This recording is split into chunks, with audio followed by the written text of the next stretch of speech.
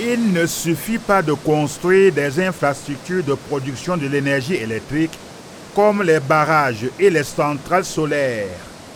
Il faut bien acheminer le jus vers les bassins de consommation des ménages et des unités industrielles du pays. Le président Paul Biya l'a tellement bien compris qu'il créait en 2015 la Société nationale de transport de l'électricité, en abrégé Sonatrel,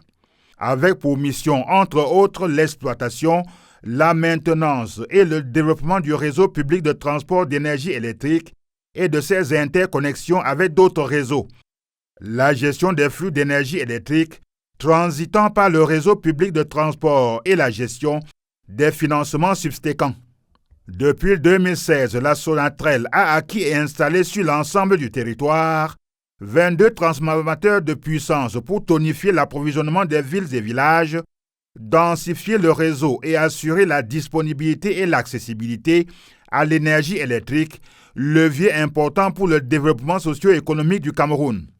Avec l'aide de la Banque mondiale, de la BAD, de la Banque islamique de développement et de la Banque européenne d'investissement, les ressources financières de plus de 600 milliards de francs CFA ont été mobilisées au cours du septennat finissant pour amorcer l'intégration énergétique et permettre aux entreprises et aux populations, où qu'elles se trouvent, d'être connectées aux infrastructures du réseau de transport d'énergie électrique réalisé sous l'impulsion du chef de l'État. C'est dans ce registre que des lignes haute tension de 400, 225 et 90 kV, nouvellement construites dans les 10 régions du Cameroun, acheminent vers les pôles de consommation l'énergie produite à partir des barrages hydroélectriques de Naktigal, Meunveleu et bientôt Kikode-Pagnanon dans la région du littoral. À l'horizon 2030, ce maillage énergétique du territoire national devra s'adosser à une production prévisionnelle de 5000 MW selon la SND 30, si tous les projets contenus dans le mix énergétique voient le jour. S'appuyant sur les hautes directives du président de la République Paul Biya,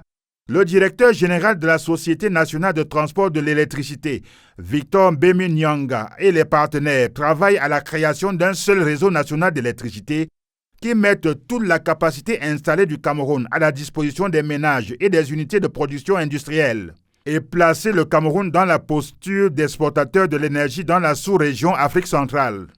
Toutefois, les récentes descentes du top management de la Sonatrel sur le terrain ont révélé que la consommation affichée sur les tableaux de bord de certains postes indique un niveau d'absorption d'énergie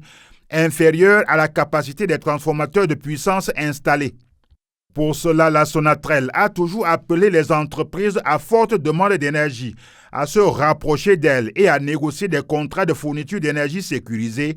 et la société Eneo, concessionnaire du service public de l'électricité, a intensifié la construction des lignes de distribution pour permettre aux populations de jouir des avantages des ressources investies par le président Paul Biya dans le développement des autoroutes de l'électricité au Cameroun.